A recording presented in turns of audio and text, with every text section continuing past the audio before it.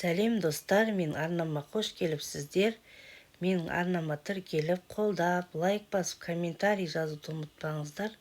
Бүгінгі жасайтын салатым өте витаминге толы салаттардың бірі. Мендегі қайнатылған қызылша. Осы қызылшаны 4 бұрыштап турап аламыз.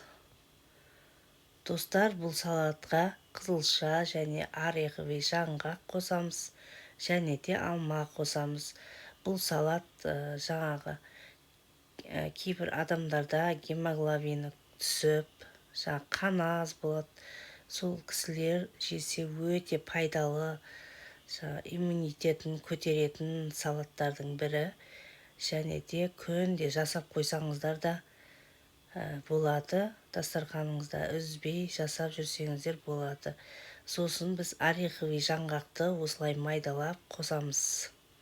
Өте пайдалы, витаминге толы салаттардың бірі. Осылай орехты жаңғақты қосып жібердім. Енді алманы алып, оны да турап қосып жібереміз. Осылай жасап көріңіздер. Өте керемет, витаминге толы салаттардың бірі.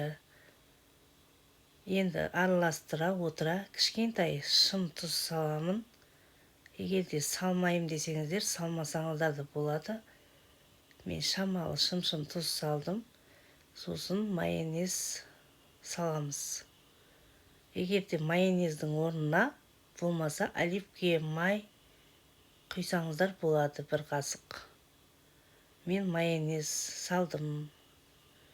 Осымен салатымыз дайын. Өте керемет, витаминдерге толы салаттардың бірі. Осылай жасап көріңіздер. Достар, менің каналыма тіркеліп, қолдап, тіркелмеген болсаңыздар, тіркеліп кетуді де ұмытпаңыздар. Менің каналымда неше түрлі рецепттер бар.